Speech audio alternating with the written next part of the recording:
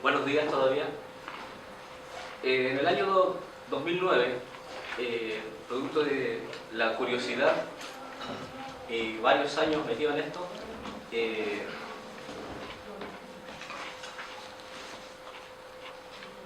publicó a través de la universidad este pequeño librito, Antropología Indígena del Valle del Limarí. Y antes que nada quisiera explicar algo, esto está muy didáctico para los alumnos, que una rama de la lingüística es la onomástica, y la onomástica tiene dos ramas. Una que es la toponomástica, es el estudio de los nombres de los lugares, tendientes a ver su origen, su significado, su etimología, y que es un rastro de los pueblos que pasaron por allí o habitaron esos lugares. Y la otra línea es la antroponomástica, que estudia los nombres de las personas, tratando de ver pesquisar, ¿no? Su idiosincrasia, los tótems, los tabúes, por qué la razón del nombre de las personas. Y dentro de estas dos líneas de la onomástica, sin lugar a dudas que una de las más difíciles es la antroponomástica.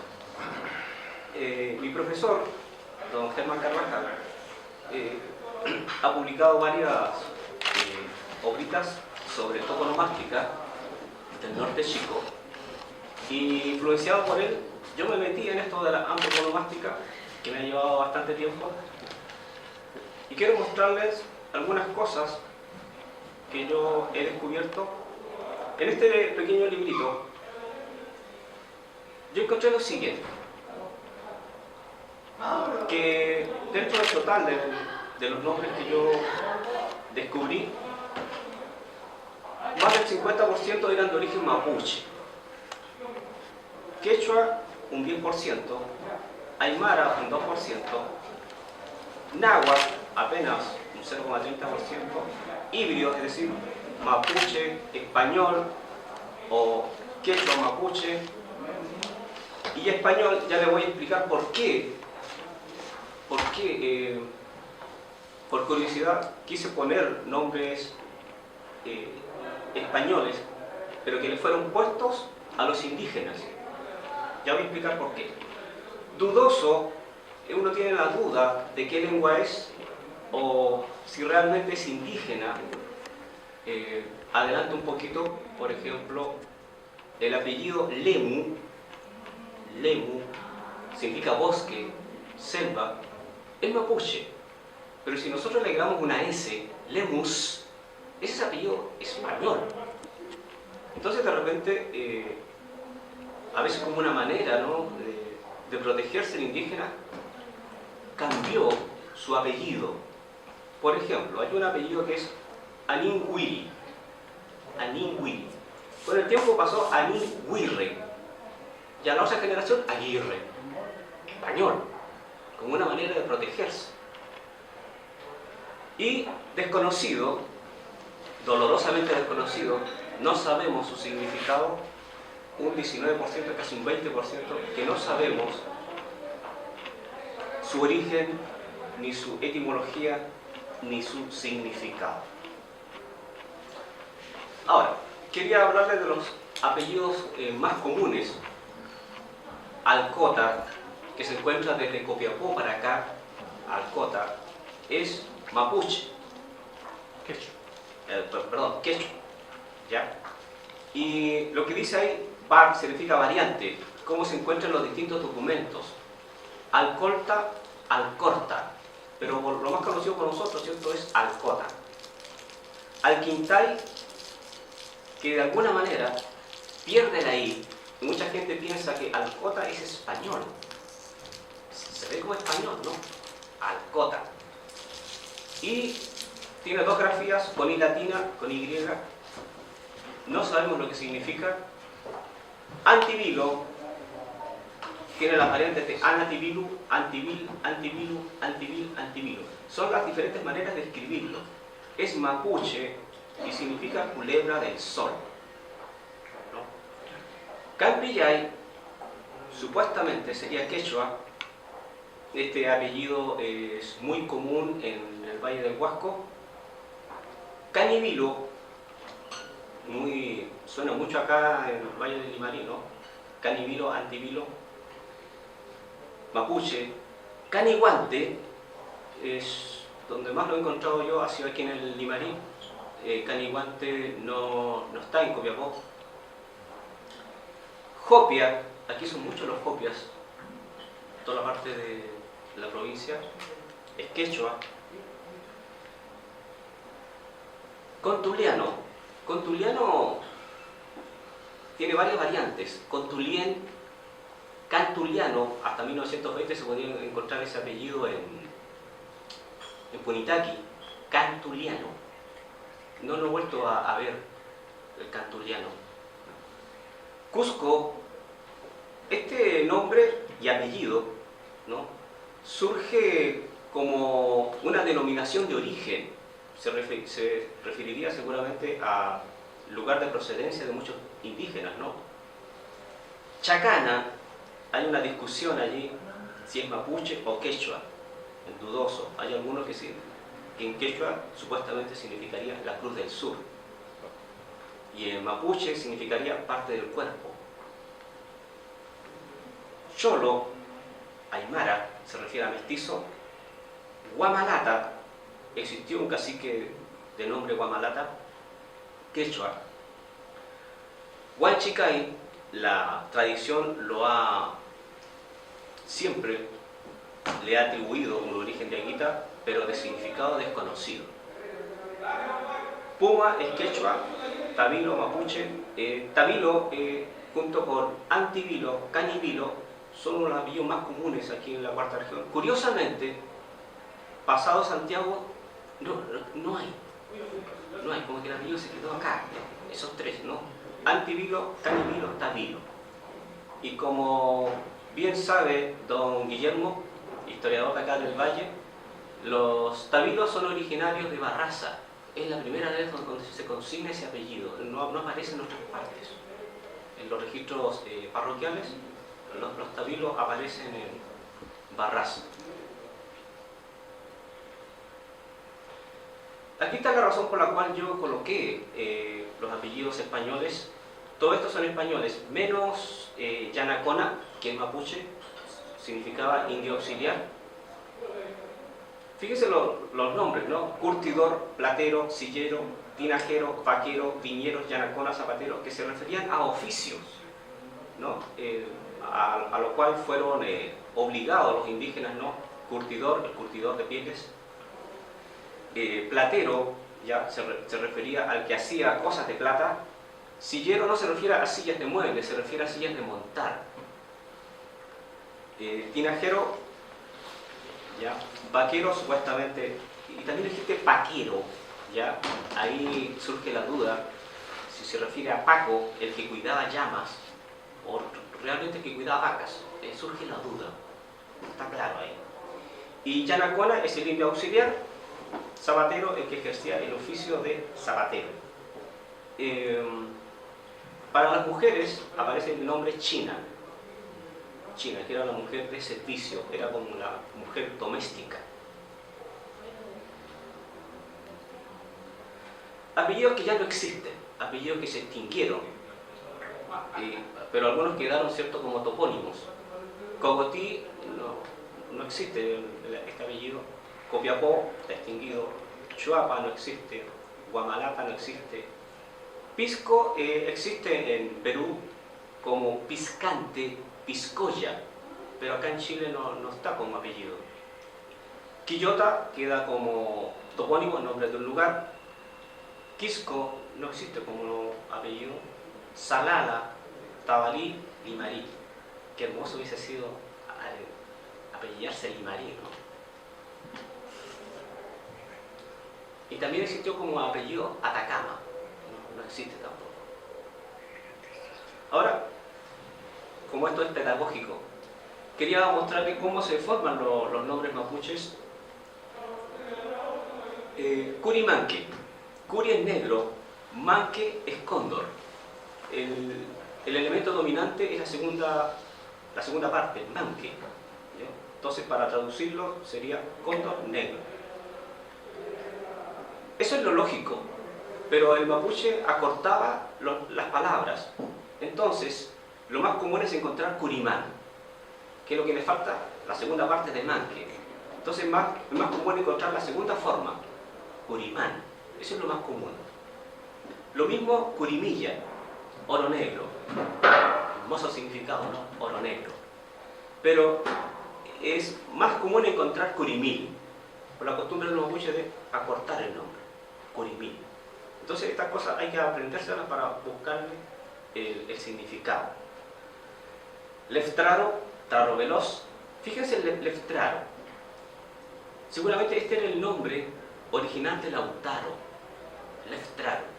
Incluso más que Leftraro era Leftraru en U. Pero el español le sonó medio difícil de pronunciar hasta que llegó a Lautaro. O sea, el nombre se fue como castellanizando, se fue simplificando. Queupolicán, Pedernal Pulido, es el nombre original de Caupolicán. También sufrió el mismo cambio, ¿no? Millafil debió haber sido Millafilu, pero por esta costumbre, digo, de reducir, de acortar los nombres, quedó como Millafil. Ahora, según la tradición mapuche, al niño no se le colocaba nombre hasta los primeros años de vida, fijándose en alguna de sus características físicas o de carácter. Recién recibía el nombre, no de inmediato. Y la descendencia era matrilineal, venía por parte de la madre. Ahora, aquí solamente algunos ejemplos. Es el padre Luis de Valdivia quien hace un listado de los 20 tótems o protectores de la familia, de la tribu, del clan. Él hace un listado y entre estos listados sale Antu, el sol, Calquín, el águila, Cura, la piedra, Luan, Guanaco, Pangui, el puma. Hay que tener cuidado con buscar el significado de los apellidos. Fíjense en este apellido que está acá, que debió haber sido Curapangui. Yo no puedo traducirlo como puma piedra o puma de piedra, no puedo traducirlo. Es la unión de dos estirpes, es la unión de dos clanes muy poderosos. Entonces, la forma correcta de traducirlo es unión de dos estirpes, los Cura y los Pangui. Sería, hoy en día, los Ruiz Tagle, ¿ya? Unir a los Ruiz Tagle por un guión. Esa sería la forma correcta de entenderlo, no es cosa de llegar y traducirlo. Y aquí llegamos a la discusión de los apellidos de itas, ¿ya? Muchos de estos nombres no hay que dejarse engañar por la terminación ay, ¿ya? Porque hay palabras en quechua que terminan en ay, y hay palabras mapuches también que terminan en ay, así que no hay que dejarse engañar por esta situación. Lo que pasa es que hay unas dificultades en estos apellidos, como recién decía, las variantes. El cura, cuando escribía el nombre, lo escribía como a él le sonaba. El cronista también. Entonces a veces los documentos, aún refiriéndose a la misma persona, tienen hasta 5 grafías distintas. Ahí pueden ver ustedes los cuturrufos. Existe cuturrufo con 2 T, existe cuturrufo en O, existe cutu-rufo. La pregunta es, ¿cuál es la forma original? ¿Cuál es la forma correcta? No lo sabemos. Albayay, también existe Abayay, también existe Aguayay. ¿Cuál es la forma correcta? No lo sabemos.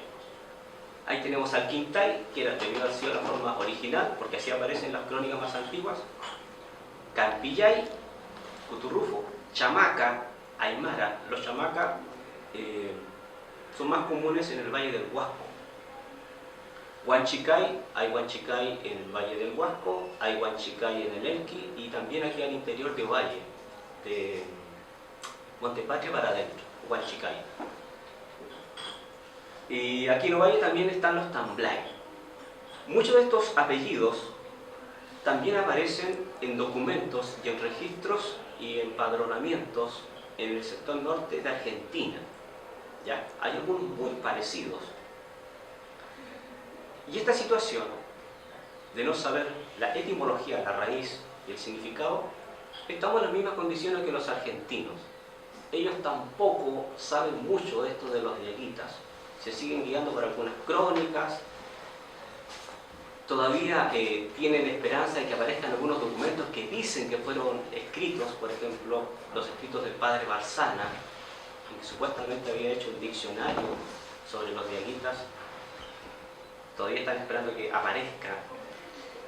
Y hablando de los apellidos propios de un lugar, los Alcota de Copiapó, Aróstica de Copiapó, Areyuna de Copiapó, mucha gente jura que estos dos apellidos, Aróstica y Areyuna, son españoles. Se llevan una gran sorpresa cuando uno les aclara el asunto.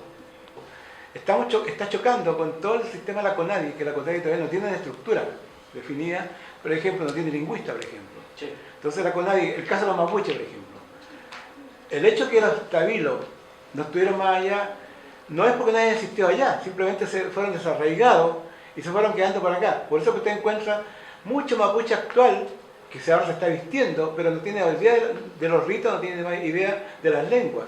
Yo lo he visto, por ejemplo, he visto machis que han traído del sur, están oficiando, y los mapuches locales están parados porque no saben qué hacer, pero no es culpa de ellos. Y la CONADI le desconoce, porque como está registrado en los lugares originales de las tierras mapuches, el tabilo dice, no son mapuches. Sí, fue la CONADI la que dijo que el tabilo no era... Los manquis tampoco son así. Está cambiando recién.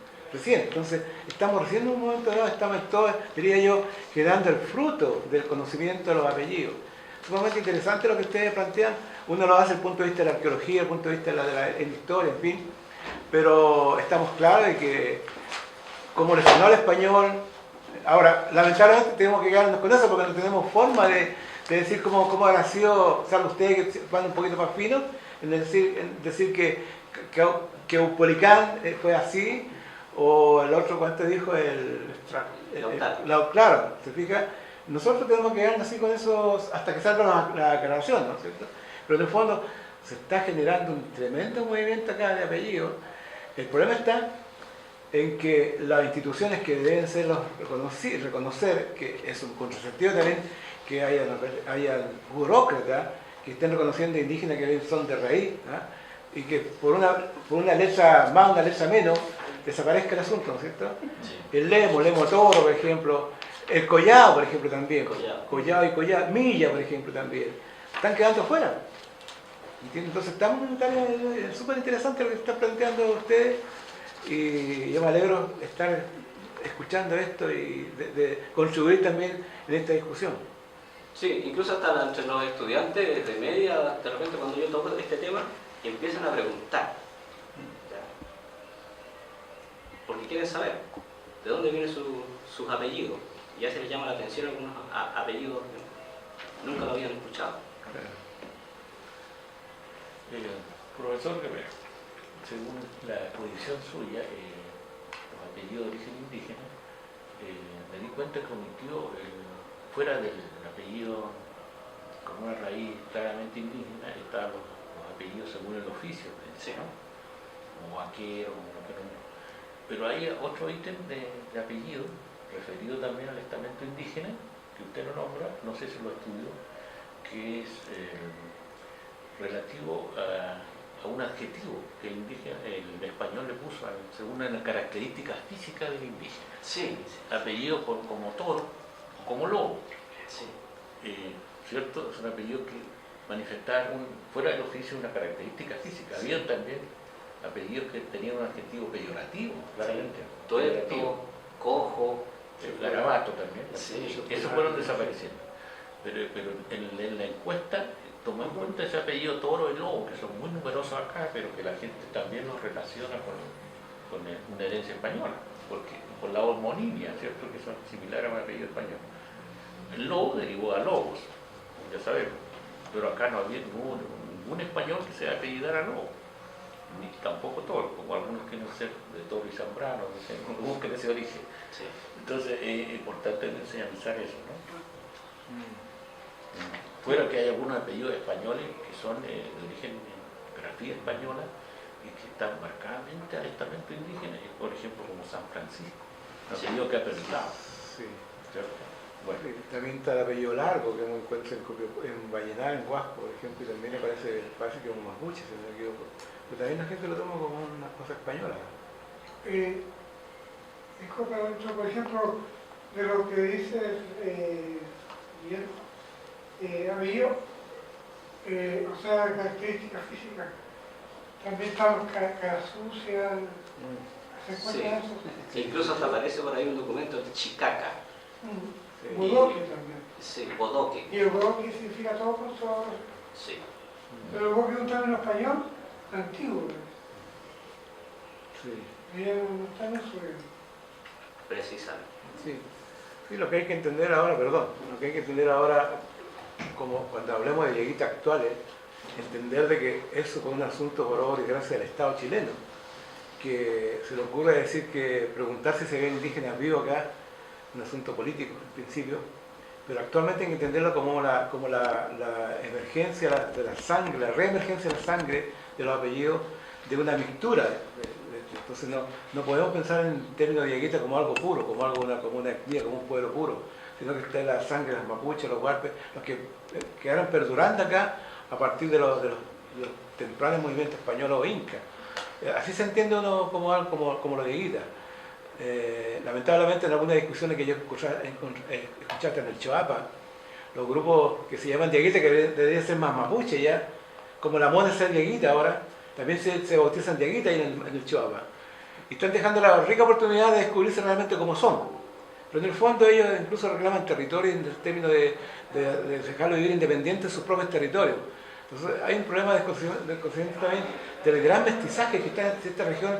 Esta región es la región que tiene más mestizaje en términos indígena español. Aquí no hay comunidad indígena independiente. Lo único, a mi juicio, los únicos productos que uno podría encontrar alguna reminiscencia de territorialidad serían los huascoaltinos, por la famosa estancia que reclaman ellos, ¿no es cierto? Y de hecho, los huascoaltinos actuales no todos son indígenas porque quedaron todos como indígenas, ese es otro cuento. Pero también están los pueblos de indios. Sería como Sotaquí y varios pueblos más, ahí sería como, podría uno decir algo pero también estamos en el proceso de mestizaje. Entonces, esto es lo que estamos tratando de entender nosotros también, en qué entendemos como Yeguita. Y mientras tanto, estamos viendo ahí que la mayor parte son quechua o son mapuche. Los campillas que están convencidos que son Yeguita, ellos puros, son mapuche. Los arcotas también. Los taquías, yo encontré documentos en Perú en que el cacique Taquía, en 1500 y tanto, los tenían castigados porque tenían una manceba, estaba mancebado, ¿cierto? Y aparece castigado el cacique Taquía. En el fondo, es tan importante el movimiento que está generando ahora, pero está faltando la base que están generando de formación. Sí, y quisiera agregar ahí, justamente desde el punto de vista lingüístico, aquí en la zona de Valle, la cuarta región, yo siempre he pensado que este es como el corazón de la cuarta región. Aquí lingüísticamente se da una situación bien especial, ¿no? Aquí usamos más palabras quechuas, mucho más quechuas que mapuches. Por ejemplo, cocho, puma, chala, ojota, pirca. Empezamos a usar palabras así, nos damos cuenta que la mayoría son quechuas. Mapuches, muy pocas. Muy pocas. Bueno, ¿qué opina usted cuando esa separación que hace Luis Valdivia cuando dice de Coquimbo al norte, perdón, no, dice los curas, de Coquimbo al norte se habla quechua, de Coquimbo al sur mapuche? Porque usan como referencia a Luis de Valdivia. Sí, aquí está como la unión de interdigitación de las dos lenguas. Incluso yo de repente he conversado con gente de edad ya en el campo, es el lado de Manquehue, Centinela, Litipampa, esa parte, y todavía usan palabras quechuas, ¿ya? La piedra chancana, por ejemplo, ancua, la harina que se hace de maíz. Yo nunca la había escuchado, ancua. ¿Ya? ¿Sabes lo que yo noté en ese listado que hice? Que las localidades dominan más lo quechua, pero los nombres mapuche. Vale decir como que está la localidad influenciada por lo quechua, se denomina, cuando se producen todos los movimientos, el Inca alcanza a dominar todas estas localidades y después, precisamente la gente que la habita es más mapuche, según los estudios de ustedes mismos. Hay una interesante dicotomía ahí de que están viviendo en lugares de significado quechua, pero los mismos nombres o apellidos están siendo más mapuche. Justamente. Bueno, esa ha sido mi presentación. ¿Sí? Lo último a propósito de lo que dice acá Gastón Castillo, quería hacerle la pregunta a él. En cuanto es conocido, está comprobadísimo, que los indígenas que permanecieron en encomienda se casaban entre ellos. Digamos, el ser contuliano no significa que tú eres contuliano puro o que tenga, porque se casaban con los tabinos, con los copias, porque como permanecían en un reducto y estaban prácticamente coaccionados para casarse entre ellos. Estuvieron 250 años en esa condición. Tú como antropólogo, hay un margen para declarar que es un pueblo nuevo, 250 años de haber vivido sin mezcla. Yo creo que podemos ahí quizás encontrar un argumento para decir tenemos un pueblo que... Sí. Bueno, hay generaciones, y hay 200 años hay como tengo casos de generaciones. Claro, por ejemplo, que se casaban todo ese periodo de tiempo entre indígenas, no con blancos, ni con mestizos, no tienen todavía la libertad de... Se está abolida la encomienda. En ese tiempo se casan entre ellos, los copias con los tabinos y todo, y forman un pueblo nuevo. Y ese pueblo nuevo podríamos llamarlo diaguita. Los nuevos diaguitas, ¿te das cuenta? Que es el reservorio que al final nos constituye a nosotros como olimarinos. Claro, es un argumento interesante. Claro, uno dice la encomienda churrumata, la encomienda diaguita, pero no eran a veces conservar el puro nombre nada más. Porque uno empieza a ver los apellidos y hay mapuche, quechua, hay de todo ahí metido ahí. Era porque el español no le interesaba, si le faltaban churumata y buscar para completar. Agarrar a la gente que había nomás y de hecho ustedes saben de que ocupaban territorio y la gente estaba adentro. ¿Entiendes? Entonces, por eso que uno ve ahí, hasta incluso las encomiendas más tempranas, uno dice, son diaguitas, entonces uno piensa que va a encontrar puro apellido diaguita. O Huastro, por ejemplo. Y encuentra apellidos mapuche, de todo tipo metido. No le interesaba eso. Es un argumento interesante como para plantearlo así en el fondo, así como los nuevos diaguitas. Sí. Los nuevos diaguitas. Lo que planteó Fernando Graña en su tiempo, sí, hay que verlo como nuevos diaguitas. Claro. Ahora, por ejemplo, respecto al tema de los apellidos, por ejemplo, Botaviro, que no aparecen acá en otros lugares, es porque, según Hernán Cortés, que a Barraza habían traído un año de la isla de Chiloé. Por lo tanto, pueden haber sido beliches que llegaron a la zona y se quedaron ahí en el tiempo de la conquista. Claro. Sergio hace tiempo atrás me mandó un documento de 1690 y tanto, ¿cierto? 1590 y tanto. Donde tempranamente están los indígenas de allá del sur de Chile, en Andacoyo. Pero ahí está el importante detalle, que eran obligados a retornar a sus lugares de origen. Ahora la pregunta, ¿cuánto de eso se retornó, cuánto de eso obedeció al español para retornarlo? ¿Y cuánto fue quedando acá? Claro. Entonces todo ese asunto de los beliches, todo ese asunto es para la inclusión de la gente que desobedecieron a la corona y no retornaron a los pueblos originarios, o la gente que después se empezó a acostumbrar, empezó a quedarse acá. Entonces hay una mixtura de cosas que, no sé, por eso que digo yo, que cuando uno trata de hablar de términos puros de identidad indígena, no se puede. No se puede, ni ahora ni en los tiempos a partir de los españoles, más encima de los españoles, Aguirre, por ejemplo. Aguirre tenía propiedad en Copiapó y en Elqui.